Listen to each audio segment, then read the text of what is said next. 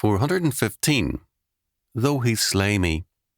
Chalcedon Report number 426, January 2001. One of the greatest lessons of my life was to recognize the absolute priority of God and His law and His word, which is what Calvinism is about. I never doubted the Bible, but as a child, the Lord was there, like my parents, for me to love and obey, and for them to help me. As I matured, I began to understand the faith better when I reread Job, a decisive experience for me. A key verse was Job chapter 13, verse 15. Though he slay me, yet will I trust in him. I suddenly saw the true meaning of our faith. God has absolute priority.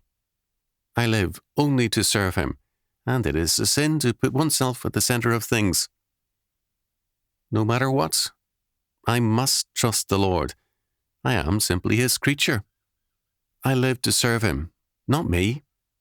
The heart of the faith is not what the Lord can do for me, but what I must do for him. My faith must be God-centered, not self-centered. To the very end, I must love, obey, and praise him with all my being. We can never take precedence over the Lord. It is a sin to make our hopes too important. Though he slay me, yet will I trust in him. Nothing in my life can take precedence over that faith. We are not Calvinists until we affirm that faith. The Reformed faith is not merely assent to certain sound doctrines, but radical submission to the God who is absolutely Lord over us. I have wanted so much in my life that I did not get, but I have gotten what the Lord has willed that I should get. Not all of this has pleased me, but it has pleased and served his holy purpose.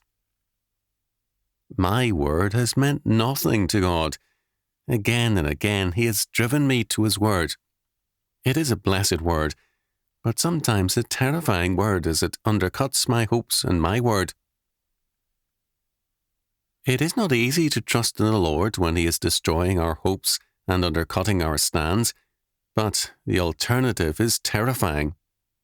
We can safely stand only on God's ground. Memorize that simple sentence of Job chapter 13, verse 15, and repeat it in your private trials. It will give you strength, because it will teach you true trust. It is a verse to live and die by. That verse tells us who is God and how to serve him. It speaks of the priority of God and confounds our pretensions. Believe and obey. Believe and live.